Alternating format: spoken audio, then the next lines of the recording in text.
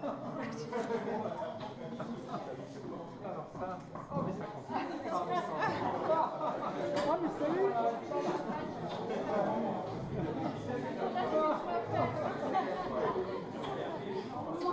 Bon, mais ça continue.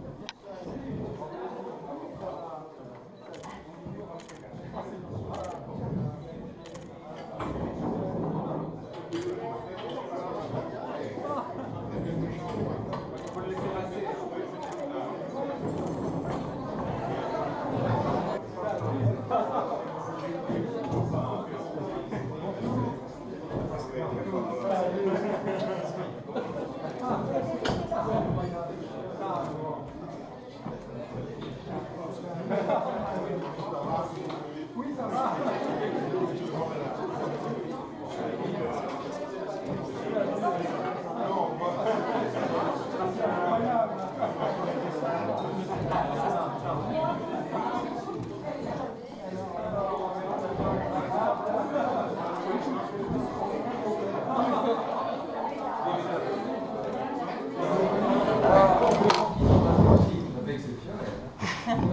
L'un ou l'autre a déjà assisté à des séminaires il y a des années, mais les avoir tous les trois ensemble, et puis ma nièce, puis tous les... C'est inouï, c'est des choses inouïes que vous avez préparées là, quand j'aurai une adresse. Ça devient sérieux. Ça devient sérieux. Donc j'ai vraiment le sentiment, alors on demande d'être modérateur, je ne serais pas modéré, je vais tâcher d'introduire les uns après les autres ces magnifiques exposés qui auront lieu. Mais j'ai l'impression en effet de revenir dans des années assez anciennes maintenant, où l'ensemble de ce que vous êtes tous a contribué au plaisir scientifique que nous avons eu la joie de mener ensemble. Et donc je suis tout à fait surpris, étonné, touché, etc. Alors, j'avais quand même prévu de dire 3 mots d'introduction, je vais peut-être le faire quand même. Alors, je me suis dit, modéré, il faut penser à ceux qui nous ont précédés. Et alors, comme ça ne vous étonnera pas que je parle d'un Allemand, je parlerai d'Erich Maschke. J'ai relu un article qu'il a fait paraître en 1967, un gros article de 75 pages, qui s'appelle Die Unterschichten, c'est-à-dire les classes d'en bas, hein, dans la société urbaine médiévale allemande. Et la première note qu'il fait dans cet article, c'est un hommage aux historiens français qu'il avait invités, à savoir Philippe Wolff, qu'il a invité à Toulouse pour un exposé qu'il a fait sur les couches inférieures de la population urbaine en Allemagne au Moyen-Âge, donc les couches inférieures, et Michel Mollard, qu'il a invité à Paris, et devant lequel il a parlé des pauvres urbains et des pauvres ruraux dans l'Allemagne médiévale. Et je trouve que c'est intéressant que les pauvres ruraux, on en a moins parlé que des pauvres urbains. Mais je pense qu'en effet, il avait eu cette préscience qu'il fallait aussi parler de ceux-là. Donc tout un groupe de population qui déborde largement les acteurs de ce qu'on appelait à l'époque les Zunftkämpfe, donc les combats que menaient souvent de façon violente les travailleurs qui remettaient en cause, en somme, l'organisation sociale du travail. Dans lesquels Maschke mettait les travailleurs hors métier organisé. Alors les commis d'entreprise, les apprentis, les valets, les salariés à la journée, les salariés à l'heure, les femmes exerçant un métier et non pas les épouses de professionnels, et bien d'autres, disait-il, y compris les mendiants et les pauvres. Donc on a une société tout à fait considérable, qui n'est pas les pauvres seulement, ou les petites gens, mais vraiment un monde très difficile à définir. Quand on parle des couches inférieures ou la couche moyenne inférieure, on ne sait pas très bien à quel niveau on la place selon les villes, selon les lieux, selon les campagnes.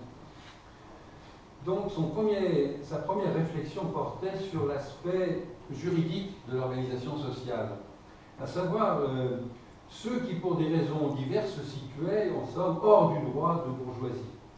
Mais il montrait aussitôt, en se fondant sur les travaux italiens, en particulier les travaux de Sapori à l'époque, que cette vision historiographique devait être un peu transformée, transcendée par une obligation.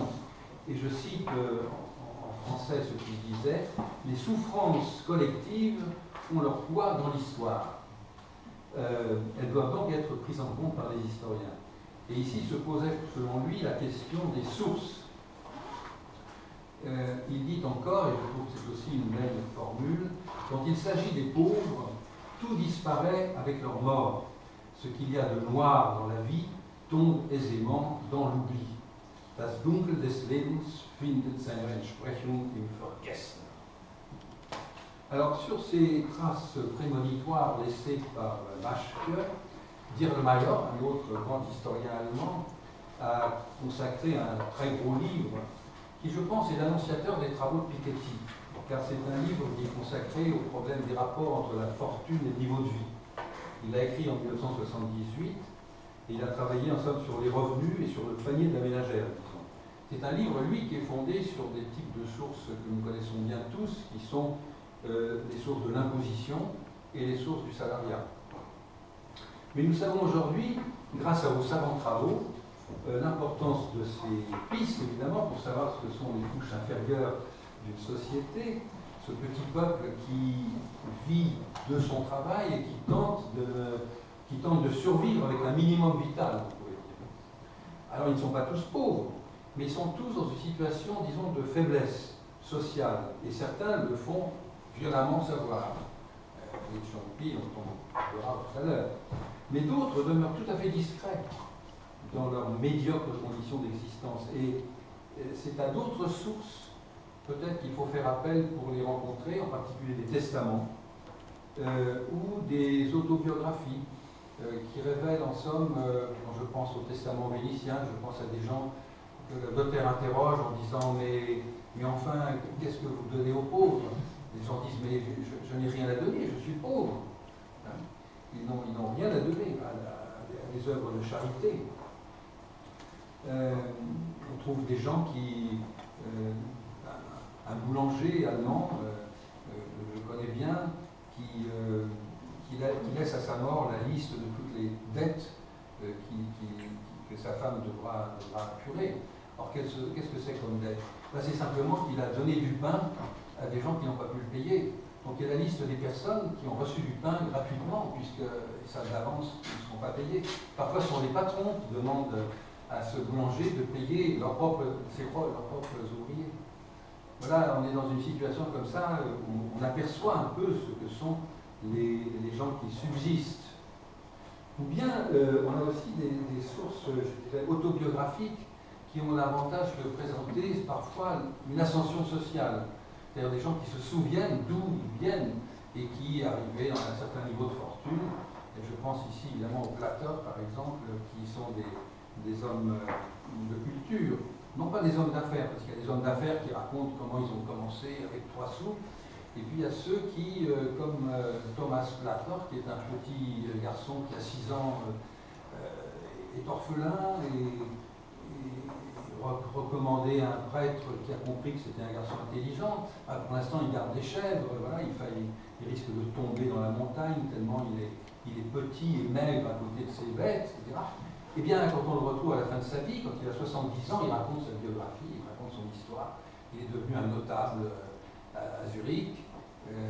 Et il a fait fortune, non pas par le commerce, il a fait fortune par la culture, car devenu apprenti cordier chez un artisan de Zurich, la nuit, il a appris le latin puis le grec. Et finalement, il est devenu le précepteur des enfants de la notabilité locale, etc. Il a fait carrière et ses enfants eux-mêmes sont devenus par la suite des médecins réputés qui ont fait leurs études à Montpellier, etc. Donc il y a une promotion sociale, évidemment, là, dans ce cas, mais elle n'est pas due, en effet, elle n'est pas due à l'économie, elle est due à la capacité intellectuelle. Donc il y a toutes toutes ces sources possibles qu'il faut rassembler. Et l'idée de faire un jour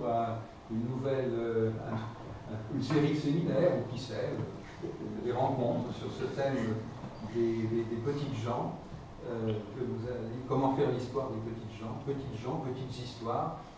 Je pense qu'en effet c'est un thème magnifique qui a été, vous le voyez, esquissé déjà dans les années 60, qui a produit des quantités de travaux. On parlait de Guérémec, etc. On peut parler de tous les auteurs que nous avons lus, compulsés, travaillés aussi bien du Portugal à la Hongrie, où tout le monde a un peu travaillé sur ces sujets. Mais le terme de petites gens, en effet, est une manière intelligente de revenir sur la difficulté qu'il y a à définir les catégories sociales à partir du moment où on commence à descendre, comme on dit, dans les couches, une espèce de stratigraphie sociale comme ça qui a été parfois définie par certains auteurs avec beaucoup de difficultés, maladresse, parce qu'ils se rendent compte eux-mêmes que ce qu'ils racontent, telle ville qu'ils connaissent n'est peut-être pas du tout valable pour une autre. C'est ça qui est très compliqué. Et je pense par exemple à des choses que tu as trouvées à Dijon, où le commissaire aux comptes qui vient faire la revue rue par rue des gens qui ont vécu là et qui doivent leur écho, s'aperçoit que ou bien les gens sont morts, ou bien ils sont partis. Cette extraordinaire mobilité d'une société dont on a souvent raconté que les paysans étaient toujours là tranquilles, etc. Au contraire, c'est une société de mobilité extrême qui est à la mobilité, à la recherche évidemment du travail. Claude Bouvard a largement utilisé les sources qui montrent comment des gens sans espoir, en somme, d'avoir un emploi fixe et rémunéré quelque part, s'en vont sur les chemins et essayent de faire des métiers les plus divers avant de terminer finalement en volant un pain, etc. Et finalement, ce sont ces sources qui parlent d'eux de façon violente, qui racontent en somme leur vie et leurs efforts pour sortir d'une difficulté. Et ce sont parfois des trajets importants qui vont de l'Auvergne jusqu'à Paris. Donc voilà, la variété des sources est telle, je suis persuadé qu'on peut arriver à retracer de nouveau, avec vos travaux personnels qui sont déjà tellement riches, une nouvelle manière d'aborder un grand sujet. Voilà. Merci. Pierre, je trouve que ça illustre très bien ton introduction, le plaisir qu'on a eu à t'enseigner. La manière dont ça nous a nourri et ça a orienté tout ce qu'on a pu faire par la suite. Donc là, c'est une très belle introduction à quelque chose qu'on va aborder maintenant un peu plus en détail, qui est le prétexte.